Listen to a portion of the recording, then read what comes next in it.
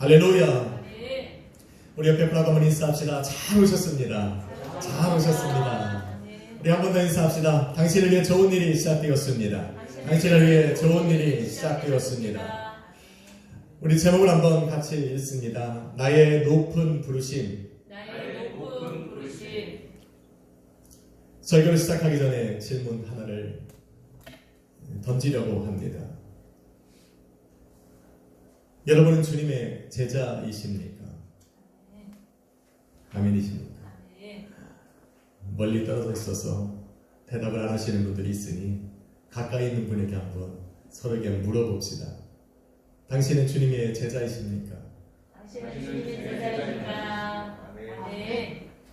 아멘이십니까? 아멘. 못하시는 분들이 계시니까 조금 질문의 내용을 좀 바꿔봅시다. 당신은 주님을 따라 살고 계십니까? 당신은 한번 물어봅시다. 당신은 주님을 따라 살고 계십니까? 아멘.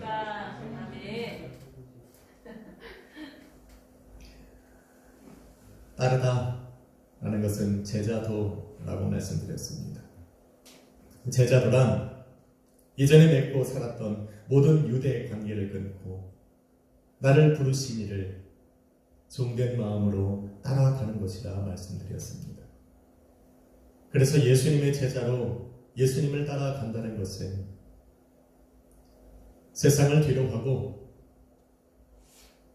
예수님께서 서신 그 길에 함께 서고 그 길을 함께 걷고 예수님과 같은 목적을 수행하며 살아가는 것, 바로 그것이 예수님을 따르는 제자의 삶이다 라고 말씀을 드렸습니다. 저와 여러분은 예수님을 따르는 제자로 부르심을 받았고 또 예수님의 제자로 살아가고 있지만 사실 늘 예수님을 따르는 제자의 삶을 살고자 마음으로 소망하고도 있습니다. 왜 그럴까? 예수님의 제자로 부르심을 받았고 또 제자로 살아가고 있는데 예수님을 본받는 성도로 살아가고 있음에도 불구하고 우리의 마음은 항상 예수님을 따르는 그런 참된 제자의 삶을 살고자 소망하고 있으니 가만히 생각해 보면 예수님과 같은 길에 서고 그 길을 함께 걷고 예수님께서 맡겨주신 그 복음의 사명을 충실히 감당하며 살아가지 못하는 자신을 발견하고 있기 때문이라 말할 수 있습니다.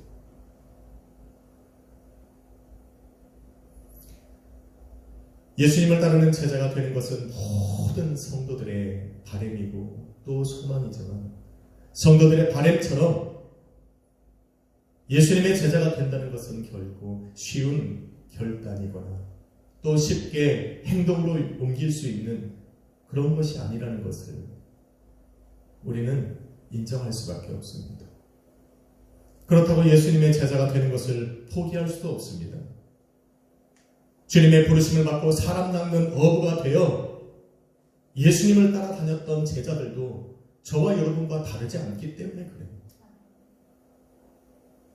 만일 예수님께서 그들을 포기하셨다면 예수님께서 그들이 제자가 되는 것을 포기하지 않으셨기 때문에 그들은 지금의 제자가 되어 있는 것처럼 예수님께서 저와 여러분을 포기하지 않으셨기 때문에 그렇습니다.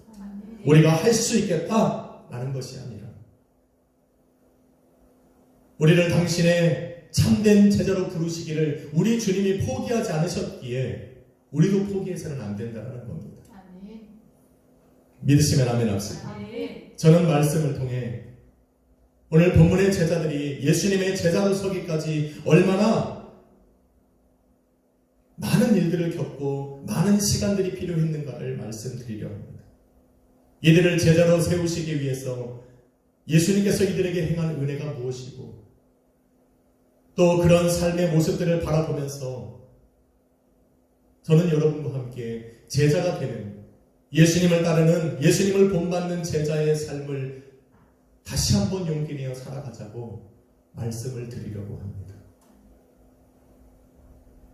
한번 인사합시다. 주님을 따르는 제자가 됩시다.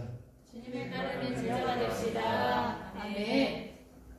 마태복음 4장과 마가복음 1장은 예수님이 부르심 앞에 베드로를 하는 시몬과 그의 형제 안드레와 함께 일하던 세베대의 아들 야고보와 요한이 나를 따라오라, 내가 너로 사람 낚는 어부가 되게 하리라 말씀하신 그 예수님의 부르심을 듣고 곧바로 모든 것을 버려두고 타던 배와 던지던 금을 버려두고 함께 있던 부친과 일하던 싹분들을 다 뒤로 하고 예수님을 곧바로 따랐다 라고 이야기를 하고 있습니다.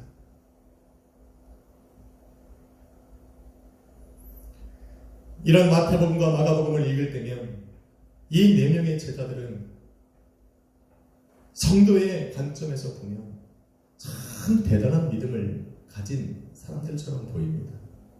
예수님의 말씀 한마디에 자신의 삶을 다 내어주고 온전히 예수님을 다 따라가는 그 정말 믿음 있는 사람들처럼 눈에 보이기도 합니다.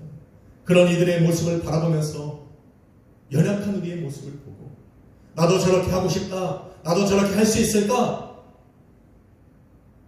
그런 도전과 또 부끄러움을 느끼게 하기도 합니다. 하지만 두 복음서에 비춰진 이들의 모습과는 다르게 요한복음과 오늘 저와 여러분이 읽은 누가복음은 이들이 예수님의 제자로 나서기까지 예수님의 제자가 되어 그들을 따르기 위해서 모든 것을 버려두고 주님을 따르는 그것이 결코 쉽지 않은 결정이었다는 것을 말해주고 있습니다.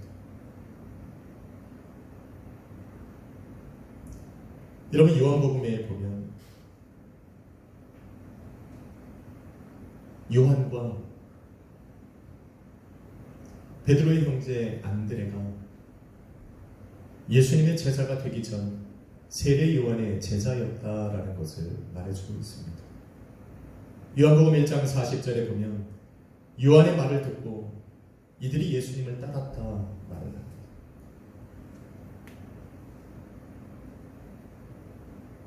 예수님을 따랐던 세례 요한의 제자들은 안드레와 요한복음을 기록한 사도 요한입니다.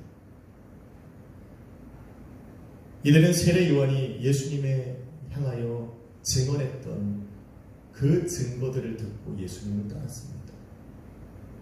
보라, 세상죄를 지고 가는 하나님의 어린 양이요, 성령으로 세례를 베푸는 하나님의 아들이요, 세상을 심판하실 심판의 주요, 메시아요, 그리스도라 증언하는 그 이야기를 듣고 자신들이 따르던 그 스승이었던 세례 요한의 말을 듣고 예수님을 따랐던 사람들이었습니다.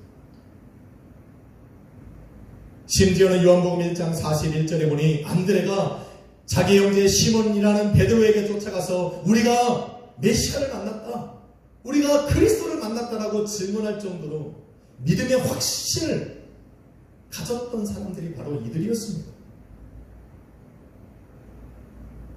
그들이 예수님을 따라다니길 바로 그때부터 사실은 이들은 예수님의 제자로 살아갈 수도 있었습니다. 예수님이 갈릴리로 찾아오셔서 나를 따라오라고 부르기 전부터 이들은 정말 예수님의 제자가 되어 예수님을 따라다니는 그 참된 제자가 될 수 있었다는 겁니다. 사실은 그래야 당연한 것이요. 그런데 얼마 후에 이들은 다시 갈릴리 자기 고향으로 돌아가서 고기 잡는 어부의 삶을 살고 있는 것으로 보여집니다. 왜 그럴까라는, 우리가 예수님을 처음 만나 첫사랑을 하게 되면 내 삶을 모두 다 예수님에게 드리고 싶고 드릴 수 있을 것 같고 예수님에게 내 생명과 내 삶을 드릴 수 있을 것 같은 그 다짐을 하지만 이내 무너지는 우리의 모습과 다르지 않다는 거예요. 왜 그럴까? 여러분, 요한복음에는 예수님께서 금식하신 광야 40일을 기록하고 있지 않습니다. 또한 마귀에게 시험받으신 일을 기록하고 있지 않습니다. 그래서 예수님을 따르던 그 제자들이 예수님을 왜 계속 따르지 못하고 갈릴리 자기 고향으로 돌아가 어부의 삶을 살았는지를 잘 모릅니다. 그런데 다른 복음서와 종합해 보면 세례 요한의 말을 듣고 예수님을 따랐지만 그 이후에 예수님께서 광야 40일을 보냅니다. 그리고 마귀에게 시험을 받는 그 사건이 중간에 생깁니다. 예수님이 잠시 이들을 떠나 계십니다. 이제는 예수님을 나의 인생의 멘토로 삼고 예수님을 따라가겠다 결단하고 나왔는데 예수님이 40일을 광야에서 혼자 지내신 거예요. 예수님이 없는 삶, 이들은 지켜내지 못합니다. 예수님을 믿고 나름대로 확신을 가졌다고 해서 자신의 모든 것을 내어 던지고 예수님을 따르는 제자가 되는 것 쉽지 않아요.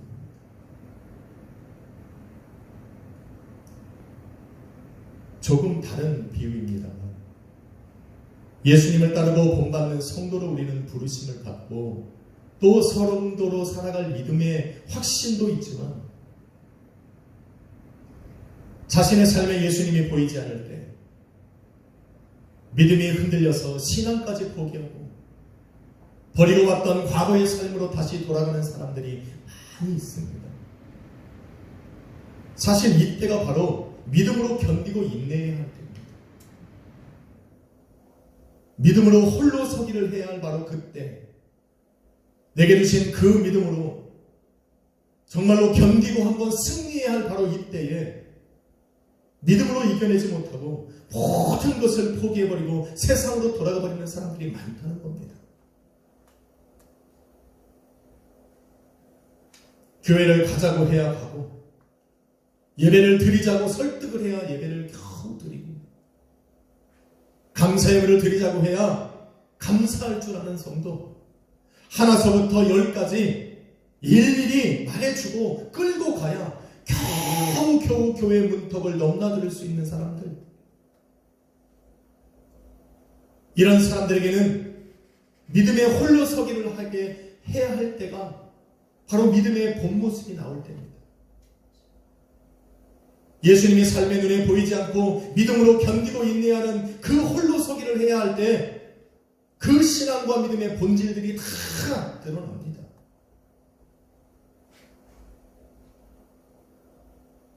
이들은 주저함 없이 과거로 돌아가 버립니다.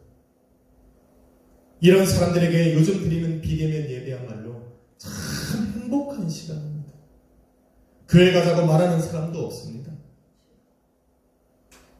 예배를 드리자고, 예배를 잘 드리자고 이야기해주는 사람도 없습니다. 내가 예배를 잘 드리는지, 누워서 드리는지,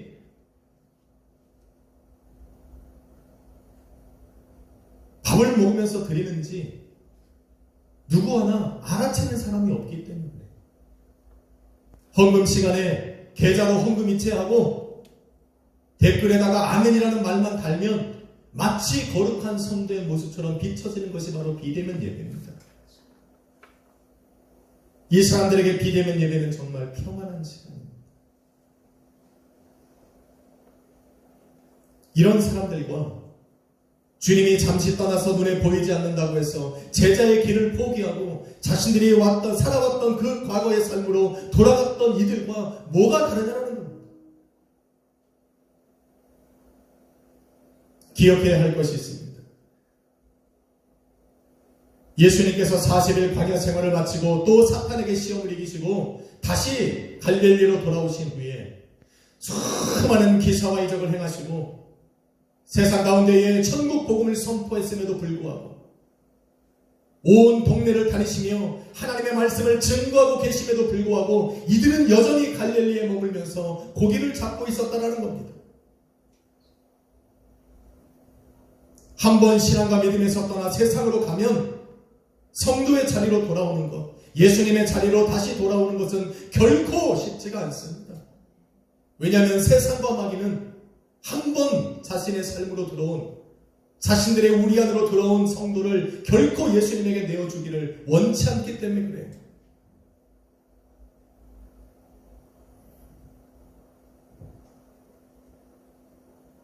그래서 오늘 본문에 예수님이 갈릴리 해변으로 이들을 찾아가시는 거예요.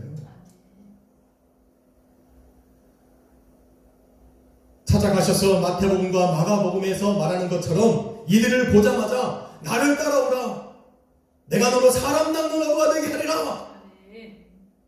그러니까 이들이 곧 버려두고 예수님을 쭉쭉쭉쭉쭉 따라간 것이 아니라는 거예요. 예수님이 자신들에게 나타나서 말씀을 하고 그 많은 사람들 앞에서 이야기를 하고 있음에도 불구하고 이전에 가졌던 그 제자도의 마음으로 돌아가지 못하고 있는 거예요. 갈릴리 해변에서 이들을 부르신 사건을 조금 더 자세하게 기록해 놓은 오늘 본문 누가복음을 보면 예수님께서 이들을 제자로 부르시기 위하여 얼마나 많은 일들을 하셨는지 기록해 놓고 있습니다. 어업을 마친 제자들이 배에서 나와 그물을 씻고 있습니다.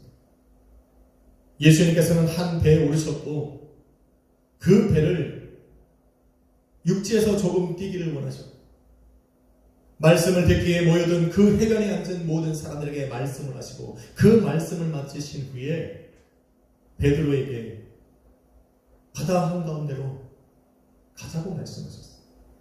그리고는 그곳에 그물을 던지라 말씀하셨어요. 예수님의 말씀에 베드로가 이렇게 응대를 합니다. 우리가 밤이 맞도록 수고를 하였을 때 얻은 것이 없다. 다 던져봤다는 거예요. 여기도 던져보고 밤이 맞도록 던졌는데 이곳은 안 던져봤겠냐라는 거예요. 하지만 말씀하셨으니 내가 하겠다는 거예요. 그렇게 깊은 곳에 그물을 던졌고 그물이 찢어질 정도로 많은 고기를 잡았다. 이들에게 기적인 겁니다. 예수님께서 이들 앞에서 예수님의 능력을 체험하게 하신 겁니다. 이것을 경험한 후에야 예수님께서는 예수 그리스도의 무릎 앞에 나와서 주님 나를 떠나소서 나는 죄인입니다 라고 회개의 고백을 드립니다. 그때서야 주님이 함께 모인 그 제자들에게 이제 후로는 내가 사람을 취하리라 말씀하시며 너희를 사람 낳는 어부로 만들겠다 부르신 겁니다. 가자마자 따라오라 말씀하신 것이 아니에요. 그들의 마음 상태가 준비되어 있지 않다는 걸 주님도 너무 잘 알아요. 저 상태로는 예수님을 따르다가 믿음으로 홀로 서야 할 때가 되면 언젠가 또 떠날 수밖에 없는 이들의 모습을 너무 잘 알기에 예수님은 그들의 삶에 찾아가셔서 바로 부르신 것이 아니에요. 그제서야 제자들은 모든 것을 버려두고 예수님을 쫓은 거예요. 자신들의 예수님을 만난 겁니다. 이전에는 세례 요한의 말을 듣고 예수님을 알았는데 이제는 예수님이 직접 찾아오셔서 나를 부르셨거든. 수많은 동네에서 많은 사람들에게 병을 고치고 기적을 행하시는 모습을 봤어도 자신들의 삶에는 경험이 없었는데 자신들의 삶에 예수님이 찾아오셔서 그 능력을 체험하게 하셨거든. 그러니까 그 마음을 하나님께 드리는 거야. 그래서 따라가는 거야. 요한복음과 누가복음을 읽고 나니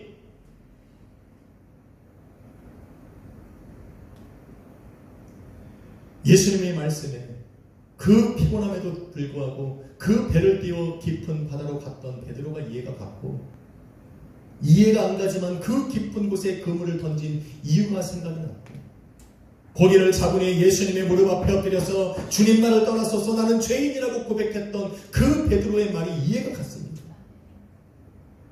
그런 예수님을 버리고 떠났었거든.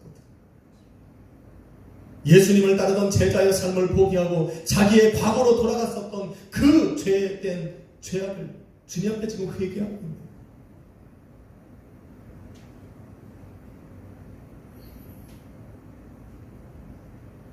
이랬던 이들이 예수님의 부르심에 모든 것을 버려두고 주님을 쫓을 수 있었던 것은 나의 예수님을 만나기 때문에. 주님의 부르심을 직접 들었고 주님의 능력을 직접 체험했기 때문에 그런 위대한 결정을 내릴 수가 있었던 겁니다.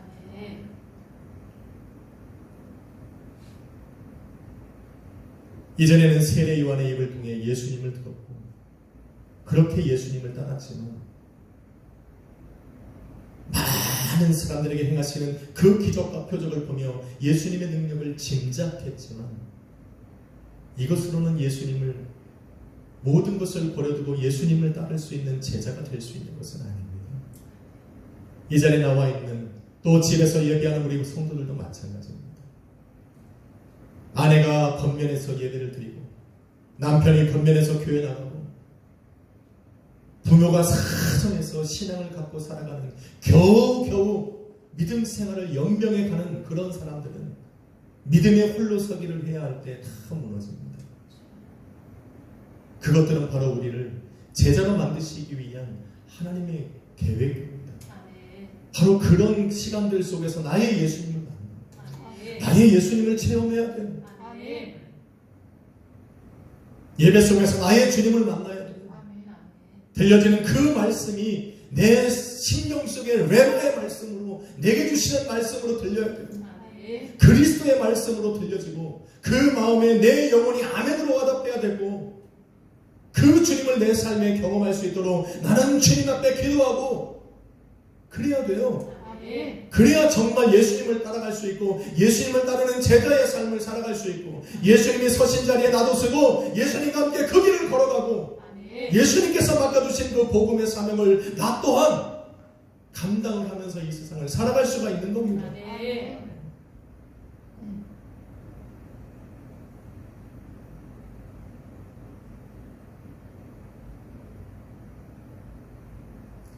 그래야 참된 성도가 됩니다.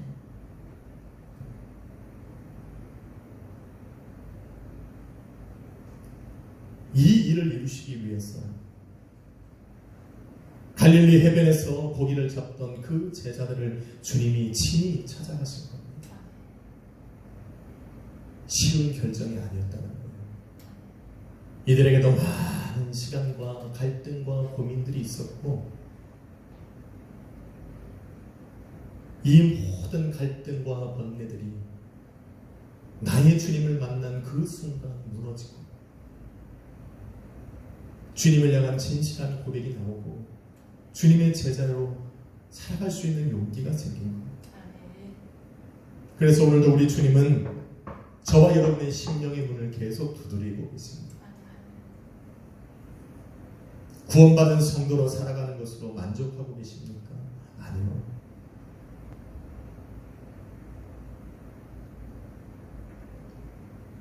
주님께서 우리를 세상에서 건져내 빛의 자녀로 삼으신 것은 우리를 부르신 하나님의 아름다운 덕을 선정하게 하시기 위함이라는 말.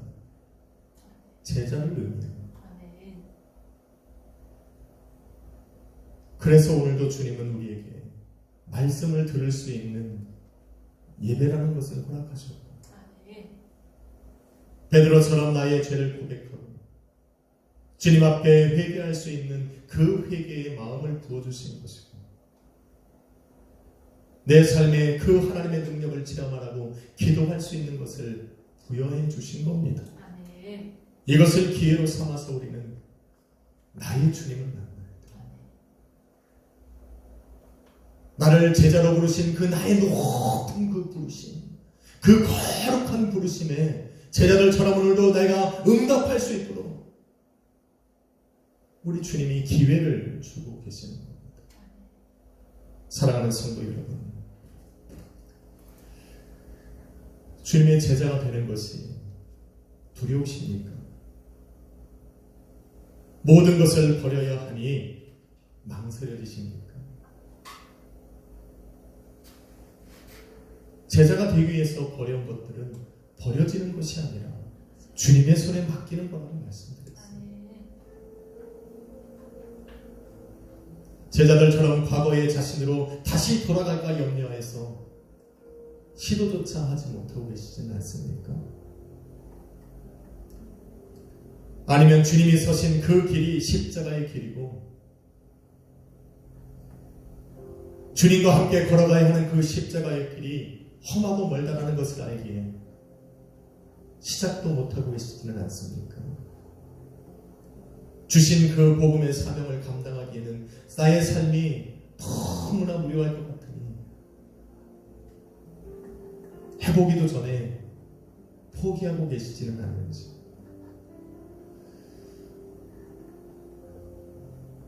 그런 주님의 부르심에 지금도 대답하지 못하고 주저하고 계십니까? 주님의 제자가 된다는 것은 주님과 함께 서고 주님과 함께 걷고 주님과 함께 일하는 겁니다.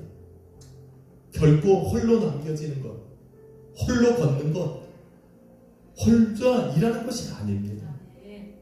주님께서는 마태복음 28장 20절에 내가 세상 끝날까지 너희와 항상 함께 있을 것이라 말씀하셨어요. 믿으시면 아멘 합시다. 마가복음 16장 19절로 20절에서는 부활하사 승천하시고 하나님 보좌 우편에 앉아 계시지만 제자들이 나가 말씀을 증거하심에 그 따르는 표적으로 그 말씀을 확실히 증거하고 계시다 말씀하셨어요. 약속하셨어요. 우리가 복음의 사명을 감당하면 우리만 하는 것이 아니라 우리를 도우시는 주님이 함께 하신다니까. 요한복음 14장 16절에는 또 다른 보혜사 성령을 너희에게 주사 영원토록 너희와 항상 함께 있게 하시리라 약속하셨어요. 그리고는 사도행전 2장에 들어가서 주의 말씀을 붙들고 약속을 믿고 기도했던 제자들에게 성령께서 임하시고 그들을 충만케 하사 복음의 사명을 감당하게 하셨어요. 예수님의 제자가 된다는 것은 혼자 남겨지는 것이 아니라 주님과 함께 살아가는 것을 의미합니다. 믿으시면 아멘 합시다. 주님을 함께 가자는 거예요. 멀고 험하니까, 좁고 협착하니까 동행해 주시겠다는 거잖아요. 그게 제자입니다. 이처럼 주님의 제자가 된다는 것은 인생의 짐을 혼자 지는 것이 아니라 세상의 짐을 내려놓고 예수 그리스도와 함께 길을 걷는 것을 의미합니다. 주님의 인도함을 받아서 주님의 역사하심을 따라 걸어가는 것, 이게 제자예요.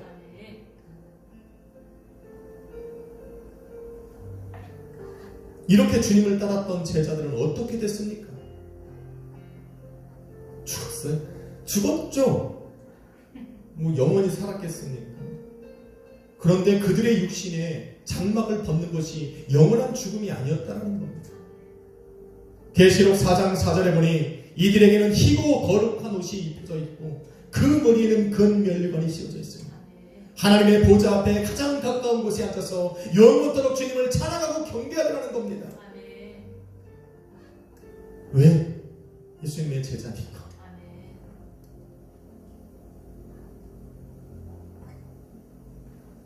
한 주간 저와 여러분에게는 각자에게 주어진 십자가의 길이 있습니다. 걸어가야 할 제자의 길이 있습니다. 우리가 그 길을 걷겠다라고 말하는 것은 그 주어진 길을 주님과 함께 걷겠다라는 바로 결단이고 또 주님이 나와 함께 하심을 믿는 겁니다. 제자가 되십시오. 주저하지 마십시오. 주님 여러분을 홀로 남겨두실 분이 아닙니다. 여러분이 서 있는 그곳이 바로 주님이 서 있는 곳이 되고 여러분이 걷는 그 걸음에 우리 주님은 동행하고 계시고 여러분의 삶이 곧 주님의 삶이기에 주님께서 인도해 가시는 겁니다. 그러니 제자들처럼 여러분의 삶을 주님께 맡기고 한 주간 주님과 걸어가 봅시다. 어디로 인도하실지 주님께 소망을 두고 주님의 손에 올려진 나의 삶을 주님이 어떻게 인도해 가시고 이끌어 가실지 한번 맡기고 걸어가 봅시다.